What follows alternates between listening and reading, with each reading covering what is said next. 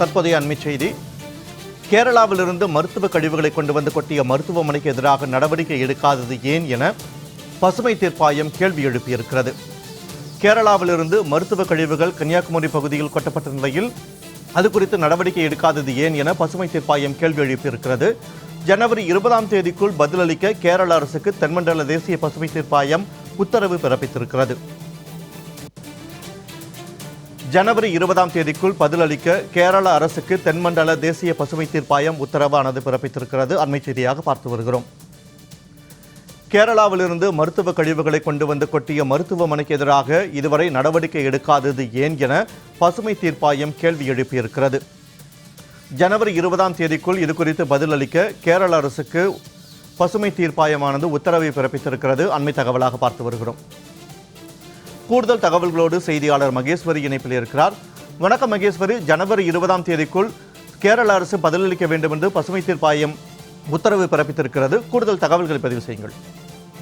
கேரள மாநிலத்தில் உற்பத்தியாகக்கூடிய மருத்துவ கழிவுகள் அம்மாநில எல்லையை ஒட்டி திருநெல்வேலி, கோவை, கன்னியாகுமரி உள்ளிட்ட தமிழக பகுதிகளில் கொட்டப்படுவது தொடர்கதையாக இருந்து வருகிறது.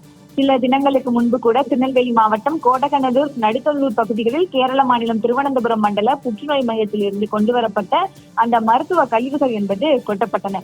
இந்த நிலையில் தேசிய பசுமை தீர்ப்பாயத்தினுடைய தென்மண்டல அமர்வினுடைய நீதித்துறை உறுப்பினரான புஷ்பா சத்யநாராயணா, தொழில்நுட்ப உறுப்பினரான சத்யகோபால் ஆகியோர் முன்னிலையில் கேரள மாநில சுற்றுச்சூழல் பாதிப்பு தொடர்பான வழக்கு விசாரணையின் தமிழக பகுதியில் கேரள அரசு மருத்துவ கழிவுகள் கொட்டப்பட்டதை சுட்டிக்காட்டினார்கள்.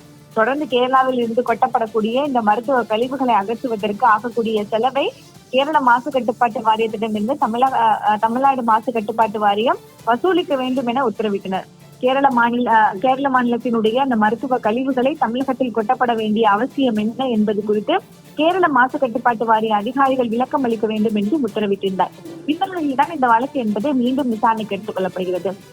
அப்போது கேரள மாசு கட்டுப்பாட்டு வாரியம் சார்பில் அறிக்கை ஒன்று தாக்கல் செய்யப்பட்டது. அதில் அந்த கழிவுகள் கொட்டப்பட்ட இடங்களை கேரள மாநில உயர் அதிகாரிகள் நேரில் சென்று ஆய்வு செய்வதாக தெரிவித்தார். கழிவுகளை கொட்டிய சம்பந்தப்பட்ட மருத்துவமனைகளுக்கும் ரிசார்ட்டுகளுக்கும் விளக்கம் கேட்டு நோட்டீஸ் அனுப்பப்பட்டுள்ளதாகவும் தெரிவிக்கப்பட்டிருந்தது. தமிழக சார்பில் ஆஜரான மூத்த வழக்கறிஞர் சண்முகநாதன் இது கண்டுடைப்பு நடவடிக்கை என்றும் கடுமையான நடவடிக்கை எடுத்து உத்தர வேண்டும் என்றும் இதற்கு முற்றுப்புள்ளி வைக்க வேண்டும் என கேட்டுக்கொண்டார். மேலும் கேரளாவில் இருந்து மனித கழிவுகளும் கன்னியாகுமரியில் கொண்டு வரப்பட்டுள்ளதாக தமிழக அரசு சார்பில் குற்றம் ஒன்று முன்வைக்கப்பட்டது. இதற்கு கேரளாவில் இருந்து மருத்துவ கழிவுகளை கொண்டு வந்து கொட்டிய மருத்துவமனைக்கு எதிராக ஏன் நடவடிக்கை எடுக்கவில்லை என்று கேரள அரசுக்கு சென்னை தென்மண்டல தேசிய பசுமை தீர்ப்பாயம் உத்தரவு ஒன்றை பிறப்பித்திருந்தார்கள்.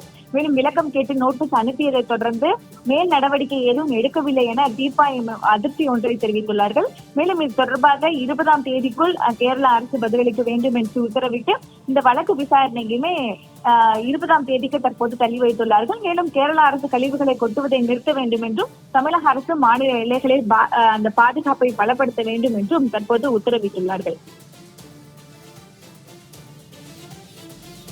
தகவல்களை வழங்கியமைக்கு நன்றி மகேஸ்வரி.